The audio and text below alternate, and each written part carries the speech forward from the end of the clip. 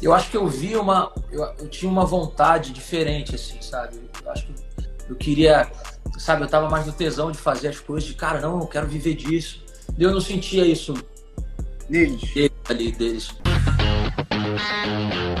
Agora me conta aqui, cara. Primeiro eu queria te contar um pouco do que é o Lance. Sim.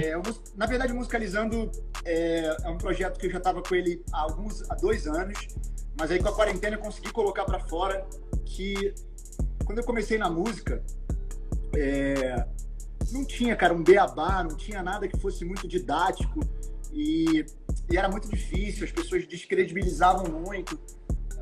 Então eu resolvi durante esse tempo, além de tudo que eu já faço e tal, dos artistas que a gente trabalha, eu resolvi dar uma focada e juntar uma equipe, um time muito maneiro para colocar esse material em ordem, assim, aulas, para que a galera que estivesse começando na música conseguisse entender que não existe nenhum truque, nenhuma mágica, cara. É só trabalho, determinação. E aí eu resolvi fazer essa semana, que a gente faz de 3 em 3 meses, com pessoas que eu admiro e que eu sei que estão, assim, levam a música como um propósito de vida, e você é uma delas que aceitou aí de prontidão fazer parte desse lance. E eu queria que você contasse um pouco pra galera que tá ouvindo, cara, como é que foi o teu início de carreira. É um papo muito tranquilão mesmo, mas é um papo muito mais motivacional do que técnico. Muita gente acha que você tem que ter muita grana, que tem que ter conhecimento pra cacete, que tem que ter, cara, padrinhos. E, na verdade, eu acho que quando você começou não tinha tudo isso, né? Não, a galera acha que a gente já chega aqui e alguém fala assim, ó, puf, soltou e você já tá igual um bonequinho ali, né, cara? Mas, na verdade, não, assim, eu não conhecia ninguém, assim, Rafa, que era músico, alguém que pudesse me apresentar alguém, sabe? Não tinha uma relação. A minha família sempre gostou muito, muito de música. Eu tenho, na verdade, uma prima que tocava na noite, assim. Então, o meu primo também me ensinou a tocar violão, tinha uma banda, e a gente começou a tocar na noite. Mas eu não conhecia um diretor de uma gravadora, alguém que falasse, cara, grava isso, faz assim. Não tinha alguém realmente que... Você é da onde, cara, aqui no Rio? Eu sou do Rio de Janeiro, da Ilha do Governador. Foda. Cara, e assim, eu comecei ali, quando eu vi, assim, realmente que eu queria música, eu tinha 13 anos, mais ou menos, assim. O período ali de 12 para 13, quando eu comecei a aprender violão e tal. E aquele momento ali, que eu comecei meio que a trabalhar, assim, comecei a tocar nos barzinhos e tal, eu comecei pô, quero viver disso e tal. Aí eu vi que não era tão fácil, assim, que não era um caminho de um dia pro outro, assim, como as pessoas pensam. E aí eu imaginava, na verdade, eu imaginava tudo que acho que todo mundo imagina, que é justamente isso que você falou, que tem que ter muito dinheiro, tem que ter muito aquilo, tem que ter muito isso. Mas a gente não consegue falar o que é uma fórmula, né? Eu não consigo... Sim. A fórmula do Dilcim e falar assim, ó, faz isso aí, gente, que não dá certo. Cada um encontra a sua forma de fazer. Você começou a escrever... de gatinho ali. Você começou escrevendo? Então, eu comecei cantando, por incrível que pareça. Só que, como o meu primeiro som, assim, quando eu comecei a escrever uns sons de samba e pagode, eu conheci o Lincoln de Lima, que é diretor musical hoje do Ferrugem e tal. E a gente se aproximou. Eu tinha um grupo de pagode lá da ilha, com amigos, primos, assim, pessoas conhecidas. Comecei a escrever umas coisas com o Lincoln, e ele era da banda do Alexandre Pires na época. Então, assim, foi na verdade o primeiro elo realmente efetivo, assim, alguém que eu conhecesse que, porra, aquele cara toca na... Entendi. Cara super referência, assim, no cavaco, no pagode e tal. E aí ele levou essa música pro Alexandre Pires, ele gravou. Que era qual? Maluca Pirada é o nome da música. Porra, já foi uma porradona essa música na época, eu lembro. E aí, assim, na época a música tocou pra caramba e tal, e eu falei, porra, é isso, né, cara? Porra, dá pra eu seguir essa parada aí, eu tinha 16 anos. Eu falei, não, é isso que eu quero, e porra, e aquilo me deu uma motivação, assim. E aí eu participei de alguns grupos que não deram certo, uma galera que eu não confiava muito, não acreditava muito, assim. prometeram algumas coisas.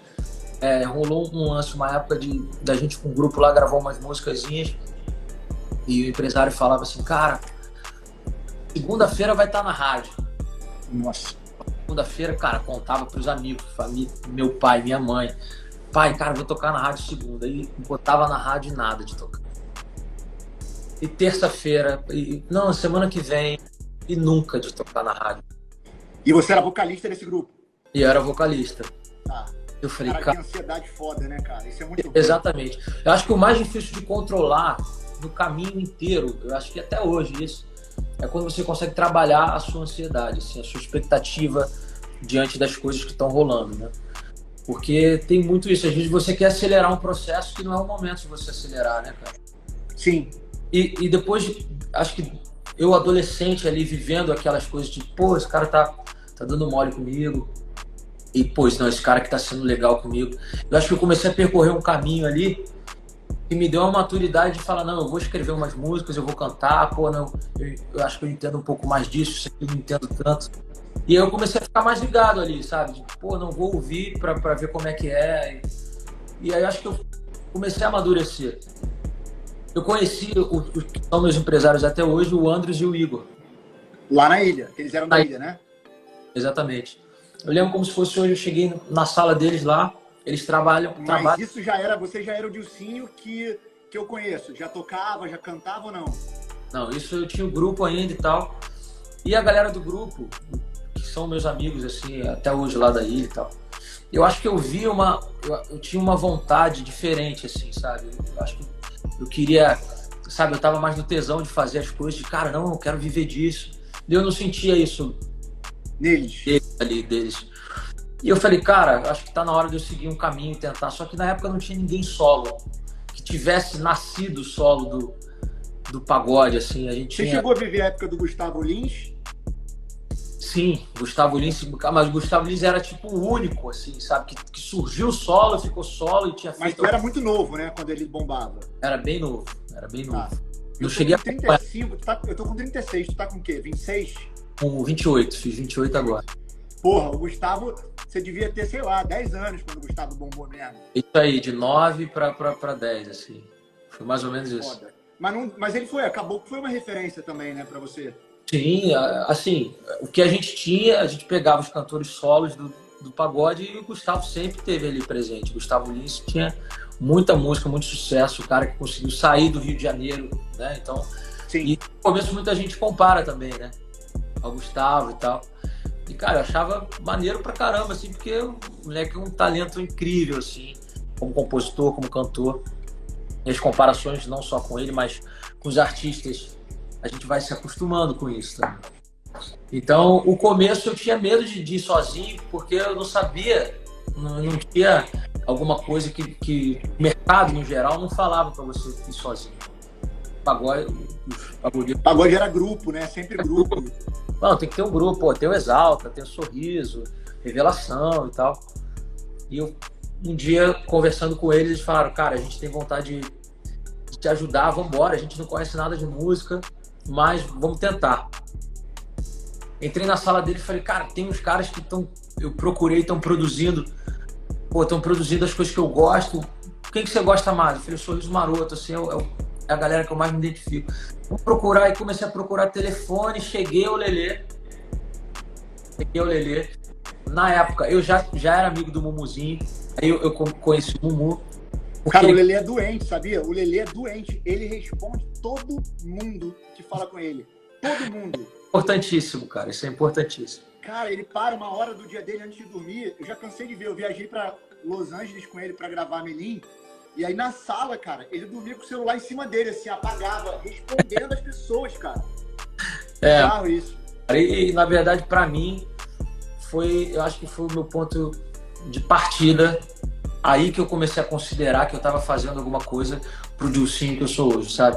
Antes, eu acho que eu não tinha me profissionalizado o bastante, não tinha ainda entendido o que era música, assim, o negócio mesmo, sabe? Sim. E aí, cara, eu me dei muito bem de cara, assim, com o Lelê e com o Bruno. E acho muito nobre, assim, da parte deles hoje, com a cabeça que eu tenho hoje, caras terem me ouvido, assim, sabe? As minhas ideias, as coisas que eu tinha vontade de fazer, as coisas que estavam totalmente fora do que estava acontecendo.